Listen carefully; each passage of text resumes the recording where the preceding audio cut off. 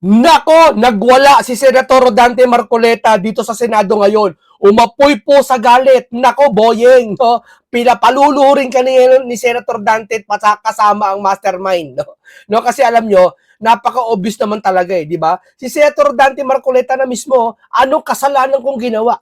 Di ba sabi ko nga may naka-diskusyon ako isa anong sinasabi niya na yung plunder daw si Senator Marcoleta solid daw yung ninakaw ni Senator Marcoleta. Anong ninakaw ni Senator Marcoleta sa kaban ng bayan? Anong ninakaw niya? Ha? Kailan naging plunder ang donasyon ng isang private citizen? Ha? Hindi naman galing sa pan ng gobyerno yan. Tapos samantala yung mga, alam nyo ba't nagkakagulo ngayon ng Senado? Alam nyo ba't nagkakagulo? Ba't nagkakagulo lato? Alam nyo bakit? Dahil sa mastermind. Ayaw niya matuklasan. Diba? Ng iba kasi, nabigyan, yung iba naman nahihiya, syempre, mga kaalyado, yung isa naman, safety first, na ayaw madamay, kaya sila nagkakaisa-isa ngayon. Ang masama ngayon, DDS, bukod pa yung, sige, si PRRD nagkasala, extrajudicial, etc., etc. Okay, bukod yan. Kay Bato nagkasala, bukod yan. Sinisingil na sila, okay, bukod yan. Huwag nyo naman emerge yung problema na yan dito sa nangyayari ngayon. Iba to. Sige, impeachment. Sige, mga whore. Hayaan nyo ma-impeach si Sara. Pero ito, iba to. Hindi ito na-create dahil sa impeachment panakip. Hindi ito na-create dahil panakip dun sa EJK na nasa dahig si Tatay Digong. Kasi baka iniisip nila, gumagawa ng kwento sila Marcoleta para malis ang kwento. Hindi! Magagawa ng kwento sila Marcoleta. Para saan? Para siya sabi ni isa palengkero ng Malacanang, ginagawa lang nila yan para gusto nila ma-destabilize yung gobyerno para si Sara maupo, para hindi makason yung mga kakampi nila mga DDS. Ha? Talaga? Ganun ba yun? Ano bang in-announce ni Bonget? Di ba may flood control issue? Siya nag-announce yan Sana wag niya na in-announce yan. Kung ganun, sana wag niya na in-announce yan. Hindi niya na binulgor yan. Di ba sabi niyo, ikaw palengkera ka? Di ba sinabi si Bonget nagpasimula niyan? So dapat hindi niya na pinagsimulan yan. Ngayon sabi niyo, pinasimulan ni Pangulo, tapos si Marcoleta nagkukontinue, nagpapatuloy din, nagtumutulong. Sasabihin niyo ngayon, kaya ginagawa nila Senator Marcoleta to, dahil ayaw makulong sila Bongo, dahil gusto pagtakpan yata, gusto manalo si Sara para ma-absolto lahat na may kaso. At sabi po, kaya daw gusto ni Marcoleta manalo si Sara para ma-absolto ninakaw ni Marcoleta. Ha? Ano ninakaw ni Marcoleta sa bayan? Ano ninakaw niya? Donasyon ni Mike Defensor yun, 30 million. Ang yaman-yaman niya ni Mike Defensor. Kaya siya sabi niyo mayaman kasi wala kayong 30 million. Di ba? Wala ako niyan. Pero naniniwala ako pag businessman ka at malaki-laki ang negosyo mo, may building ka, kayang-kaya mo yan. Nakapagpatayo ka nga ng building Magkano isang building na malaki? Si Mike Defensor may building, di ba? Kung saan si Mike Defensor may mga building nangungupahan sa kanya at doon siya kinasuhan. Di ba? Ikaw makapagpatayo ka ng building kung di ka mayaman?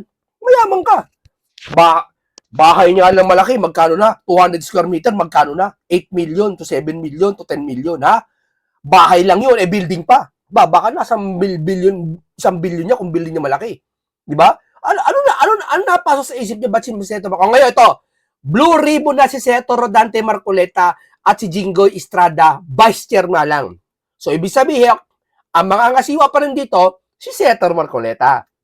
Di ba? Siyempre, respeto kay Pia Cayetano. Ngayon, dito na sumabog to. Ito na yung talagang hindi na sila mapakali araw-araw, hindi sila mapagtulog araw-araw. Hindi nila alam kung paano lulusutan to. Nila Juan Bull, ni Pinky at ang mastermind at lahat sila tambalos-dos. Hindi na nila alam paano lulusutan to. Kasi anong gagawin? Matutuklasan yung flood control issue. Pag natuklasan to, marami mapapahamak. Di ba? Alam mo yun, marami na bigyan, kakanta, mahuhuli big fish. Di ba? Kaya inventong kaso ginawa kay Senator Marcoleta. Kaya ito, pakinggan nyo, namnamin nyo po maigi yung kanyang speech ngayon dito sa Senado. No? Kung saan, ay talagang etong si Boying, ay talagang pinalhod ni Sendante, pati mastermind. No? Ito po, pakinggan nyo po, paano umapoy sa galit si Senator Marcoleta sa Senado.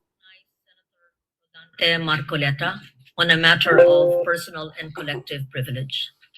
Thank you, Madam President. Madam President, distinguished colleagues of this chamber, and my beloved countrymen. There are moments in the life of a republic when silence becomes easier than speech, when comfort becomes more tempting than courage, and when public office is tested not by applause, but by pressure. This is one of those moments, Madam President. I rise today on a question of privilege.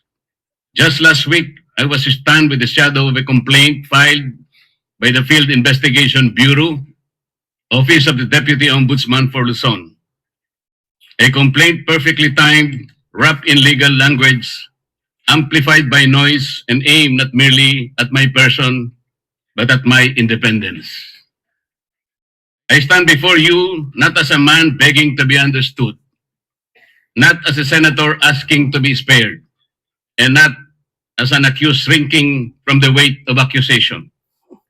Rather, Tameme yung mga kuwari ano sila gano'n, no? Oh, hindi nila pakikinggan yan. Tama yung mga body language nila. Parang lumalabas sa tenga lang nila. Di ba?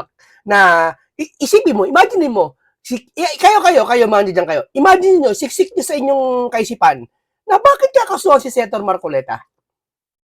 Plunder. Bakit? Hindi ba sumisik sa isipan niya? Wala.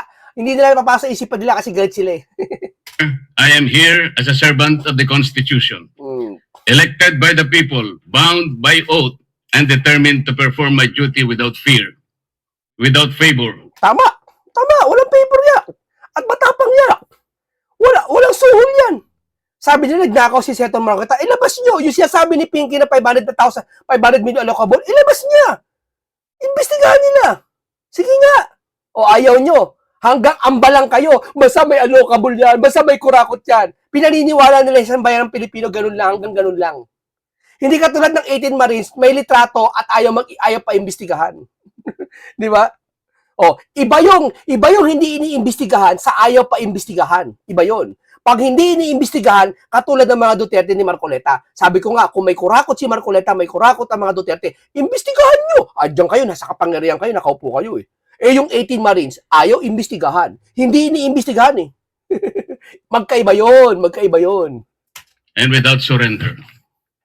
The complaint arrived while the Senate is confronted with uncomfortable truths, namely, the pending continuation of the investigation of the anomalous flood control projects, the approaching constitutional burden of an impeachment trial, and the growing pressure upon this institution to surrender its independence through political maneuvering disguised as constitutional reform.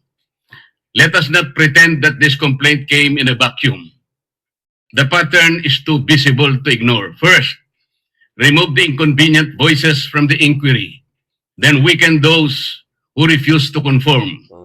Then frighten others into silence and submission before the decisive constitutional battles begin. Mr. President, this is not merely about a complaint. The trump-up charges filed against me and some of my friends are not merely legal accusations. They form part of a deeper and more nefarious design to intimidate independent voices, to punish dissent, and to warn every senator that the price of asking hard questions could lead to personal damnation. If the intention of these cases is to silence me, let me say this at the very beginning.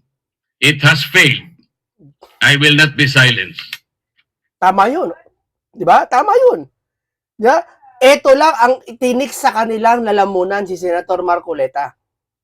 Hindi yan mananahimik. Tandaan nyo, nakatulad ng iba, ayaw madamay. Ayaw ko na. May alam. Pinklawan, may alam, pero tahimik. Yeah? Hindi dahil takot sila. Ang Pinklawan, di takot, lumalaban niya. Kaya nga nabuo yung mga dilawan para sa mga Marcos eh. Kaya hindi sila takot eh. Di ba? Kaso, natakot sila, mawalan sila ng boto sa 2028. Pero itong mga loyalista, dyan sila ngayon. Tahimik. Yung iba, neutral, takot magsalita kasi kakasuhan. Ito, example to, parang ito double meaning yan eh. Kinasuhan si Senator Marcoleta para tumahimik. At at the same time, ipakita sa mga iba, ito gagawin namin sa inyo. Kaya pag nagsalita kayo, ito gagawin namin sa inyo. Chorya ko yan ha. I did not seek Komentaryo, opinion. public office to become comfortable, Madam President. I did not take my oath merely to occupy a seat in this chamber while billions disappear into darkness. while constitutional processes are manipulated by pressure, or while the Senate is slowly conditioned to fear retaliation for independent judgment. I did not take my oath to serve only when service is convenient. I did not come to this chamber to lend my voice when power applauds and withdraw it when power becomes displeased. The senator is not elected to be timid. The senator is not sworn into office to become a spectator while the Constitution is tested, while impeachment proceedings demand judgment, and while the people cry out for truth about the wide-scale theft of public funds. Instead, a senator is elected to stand, to examine, to question, to decide, and when necessary, to resist. This is what I intend to do. So let the complaint be examined. Let the evidence be tested. Let the law speak. I will answer in the proper forum with documents, with facts, and with the calm confidence of one who knows that accusation is not proof, that attacks couched in legal veil do not constitute the truth. And before the Filipino people, I must say what is plain. A complaint without nexus is not justice. A complaint without evidence is public injury, official favor, corrupt consideration, or abuse of office is not accountability. It is machinery.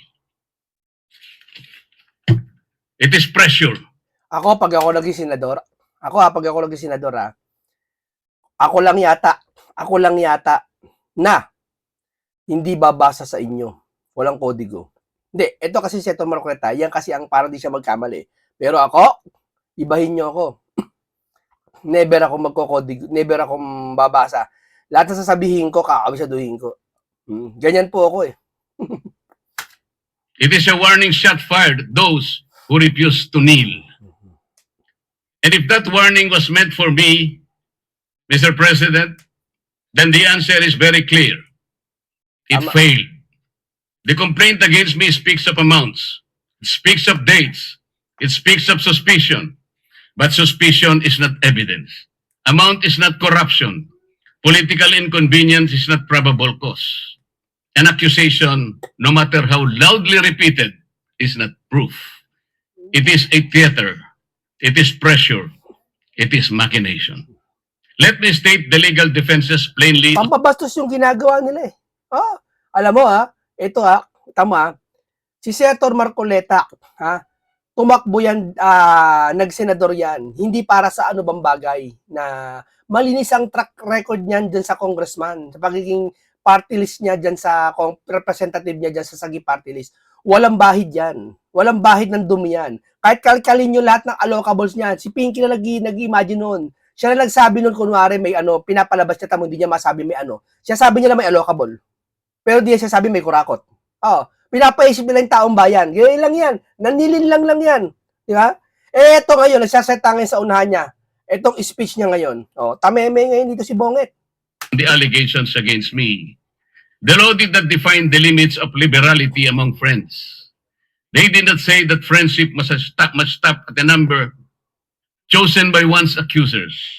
They did not say that generosity becomes criminal merely because the amount is substantial. What the law forbids is not liberality.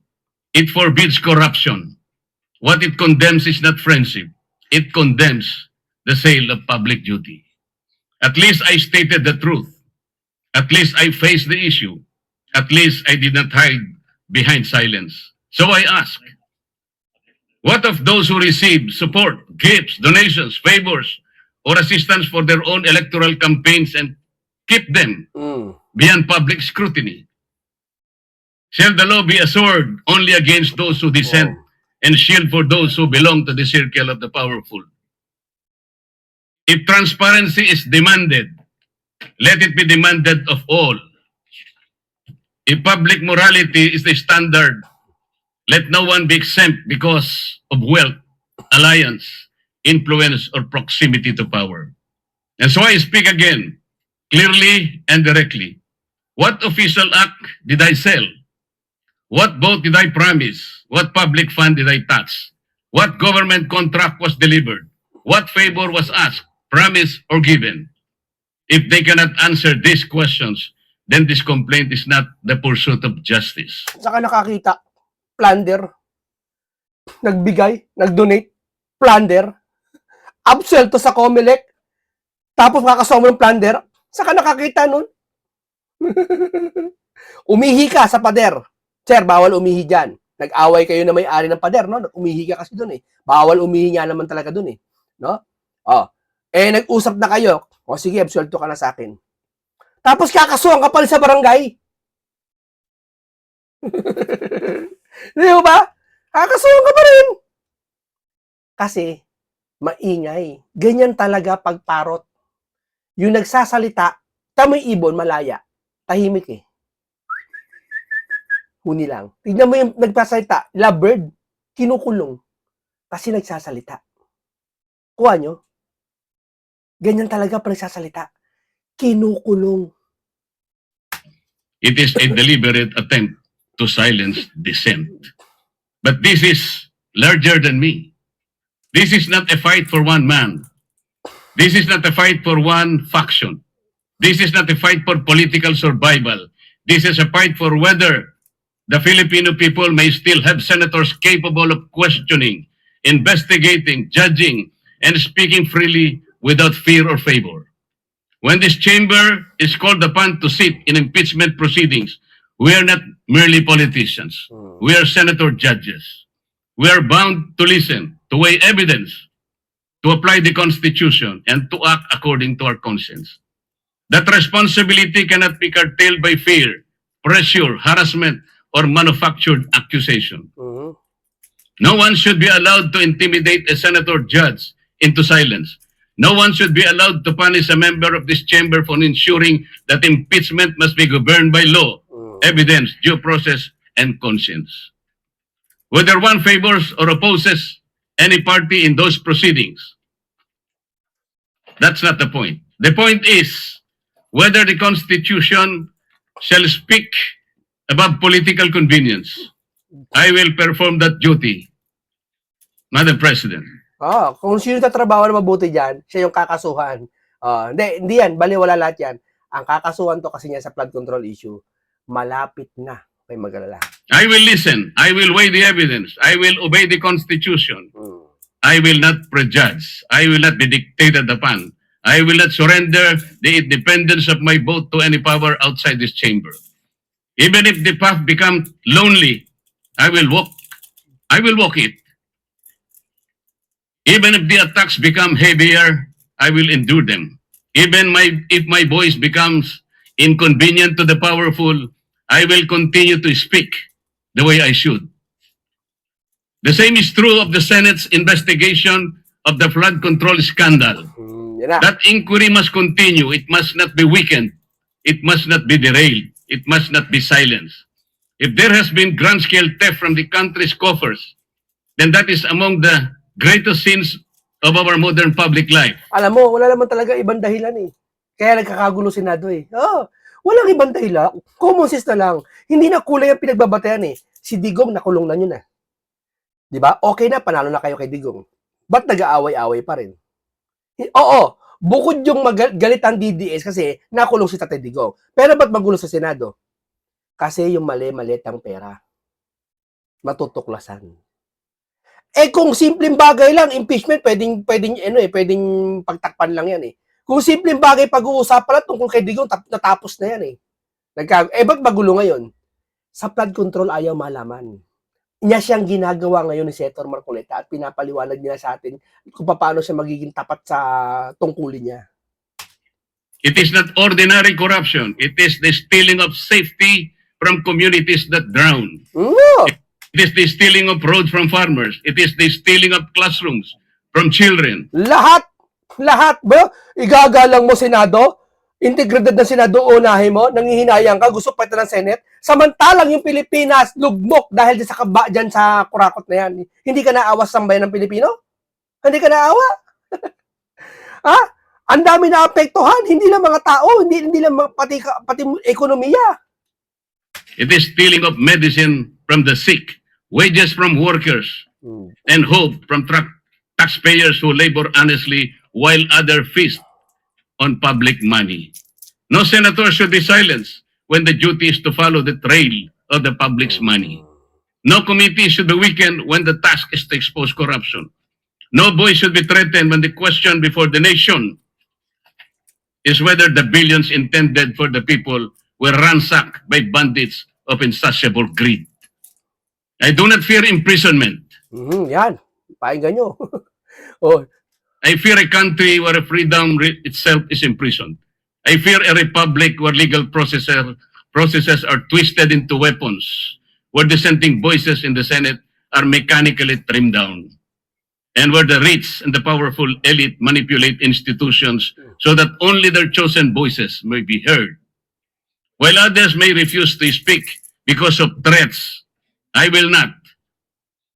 Madam President, I will not let fear write my narrative. I will not let intimidation decide my vote. Make me bleed, and I will still shout out to the high heavens for truth and justice. Push me against the wall, and I will still push back with all the lawful strength that conscience, evidence, faith, and duty can give me.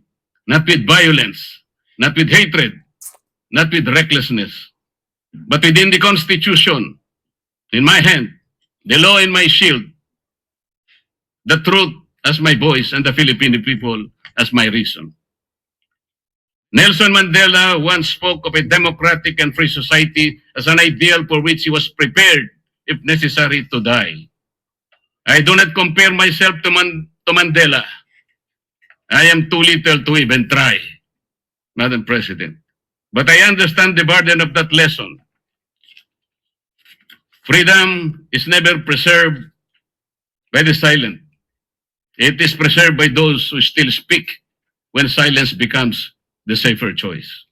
And so I say this to those who believe that cases can frighten us, that accusation can tame us, that pressure can make us forget the oath we took before the people. You have misread the Senate. You have misread the Constitution. You have misread me. May I repeat? I will answer this complaint in the proper forum, calmly, firmly, and with evidence. I will sit in impeachment proceedings Oh. with conscience, impartiality, Oh. and due regard for the record. Oh, alam nyo, ha? Hindi sila makapaniwala sa mga nangyayari ngayon na talagang palit liderato sila. Ha? Natataranta na sila ng sobra-sobra kay Senator Marcoleta. Kaya talagang plunder na ang pinatong na nila kay Senator Marcoleta para walang bill. Biruin mo, plunder na. Nag-donate. Wala sila makitang butas eh. Eh kung totoo yung allocable na 500 million, ha? Eh bakit di kasuhan si Senator Marcoleta sa 500 million allocable? Eh bakit kakasuhan yung donasyon ng 75 million? Lit-lit nun. Kasi hindi nakikita, wala nakikita doon sa 500 million na invento ni Pinky. O, di ba? Kaya dito, pinagtyagaan nila yung 75 million. Siguro, nagpuwet yung mga maleta boys. Ano ikakaso natin kay Marcoleta? Ano ikakaso natin? Ayun, nakita, donasyon. Hindi pa galing sa gobyerno. I will pursue the examination of flood control anomalies with courage. Yan, ay purso, yari kayo. Diba? Kahit anong gawin nyo, didildigan ni Senator Dante Marcoleta itong nangyaring flood control issue. Napakasakit. Ito ang nawalang kredibilidad ng buong sambayan ng Pilipino, hindi lang Senado. Fairness and determination. I will not allow public funds meant to protect our people from floods to disappear into the hands of those who already have too much. I will not allow the greatest theft of our time to be buried under intimidation. Even if I am the only one left standing, I will stand. Even if my voice is the last one they wish to hear, I will still speak. Even if the path becomes lonely, difficult, and costly, I will continue because the oath I took was not ceremonial. It was not a line recited for record. It was a solemn charge from the Filipino people to defend the Constitution, to guard the public trust, and to act with courage when silence becomes convenient. Let those who weaponize the law answer to history. Let those who steal from the people answer to justice. Let those who seek to silence dissent understand this. A senator who remembers his oath cannot be purchased by comfort, cannot be subdued by threats, and cannot be defeated by fear. Madam President, kaya po ba nila kong ipakulong? Kayang-kaya po nila. Nagawa nga po nilang umimbento Tamo. ng krimen laban sa akin. Inimbento. Hindi maniniwala mga loyalista dyan sa mga pinklawan, sir. Na inimbento yan. Ang akala nila, ginawa nyo talaga yan. Pero ipaliwanag mo sa kanila, anong kinuha ni Senator Marcoleta? Hindi nila makapapaliwanag yan. Paano naging plunder yung donasyon? Hindi nila kaya paliwanag yan. Ang sabihin nila, ombudsman na bahala dyan. Ganyan sila. Di ba? Kung kaya nilang imbentohin to sa mataas na tao na nakaupo sa posisyon ng gobyerno na hinalan ng taong bayan, what if pa kaya yung mabababang tao, uri ng tao, na nagmamasid lang, na naghihintay ng katarungan, naghihintay ng kasagutan, na nagsalita lang, ididemanda nila. What if pa kaya yun? Kawawa yung mga pobre. Hindi ba? Kawawa! Ito nga mataas sa tao inimbentohan ng kaso Di ba? Paano pa kaya iba? Tapos sabihin nila, mahal namin taong bayan. Mahal nyo taong bayan? Ipinamumukha nyo sa taong bayan yung inventong kaso kay Senator Marcoleta. Tandaan nyo, almost 15 million bumoto dyan. Yung 15 million ba ni taong bayan? Madja-justify mo pa yung mga 31 million bumoto sa mga Duterte mga unit team Pwede nagkawatak-watak na Pwede po iba pumunta sa Pinklawan. Yung iba pumunta sa... Pwede ba maano Pero ito, solid to 15 million. At palagay natin na watak-watak na iba, bayan pa rin sila Hindi mo ba ikukonsidera yun? Na isa ako sa bumoto kay Senator Marcoleta, napapaisip ako ngayon. Paano naging plunder yung donasyon? Paano nagkakaso tong taong ito? Tapos sabihin nyo, mahal nyo taong bayan? Hindi nyo mahal taong bayan. Ginagawa nyo lang to kasi para nag-i-enjoy kayo siguro. Pangarap nyo talaga maging posisyon na mataas sa gobyerno sa Pilipinas. Kamakailan lamang po, hindi pa nagtatagal. Dito rin sa bulwagang ito, somebody said, sometimes you need to bend the law to be able to please the people. Am I right, Mr. Secretary Remulla? Secretary Remulla, then Secretary of Justice, now Ombudsman, said loudly, yes, sir. So pwede na nang baluktutin lahat, kagaya ng pambabaluktot na ginawa nila. Grabe, nagwawala si Senator Marcoleta, naapoy sa galit. Pero sinasabi ko, Madam President, they can imprison me, they can arrest me, Sige. but I tell them, they still will not win. Yun. Itaga nila yon sa bato. Nako, yari yun, hindi kayo mananalo. Titiyak ko talaga sa inyo. Yung security nito, mapupuno ang luneta. Figure of speech, wala akong tinutukoy na rally dyan.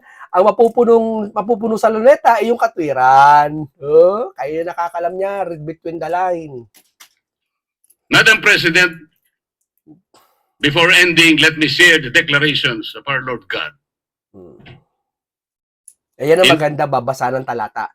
Tawanan nyo, salita ng Panginoon Diyos. Gamitin niya, wala karapatan niya yan. Lahat ng salita ng Diyos pwedeng gamitin. Isaiah 54:17. No weapon forged against you will prevail. You will refute every tongue that accuses you. This is the heritage of the servant of the Lord. This is their vindication from me. Alam mo, mabisa ang salita ng Diyos. Iba dyan, tatawa-tawa. Pag tinawanan mo yan, sumpa, katakot-takot na aabutin nyo. Hindi, promise ko sa inyo. Sige, wag na kayo maniwala sa akin. Tawanan nyo ang talata ng Biblia. Sumpa, katakot-takot ang aabutin nyo. Sabi ko sa inyo. Okay, maraming salamat. Ito po ay isang makabuluhan talakayan na naman. Isang punong-puno, komentaryong punong-puno ng karunungan at kaalaman. No? Isang masustansyang pag-uusap. Maraming salamat sa inyo. Ingatan natin si Senator Marcoleta. Mabuhay ka, Senator Marcoleta. Pagpatuloy mo ang pag-imbestigasyon, paalam po sa inyong lahat.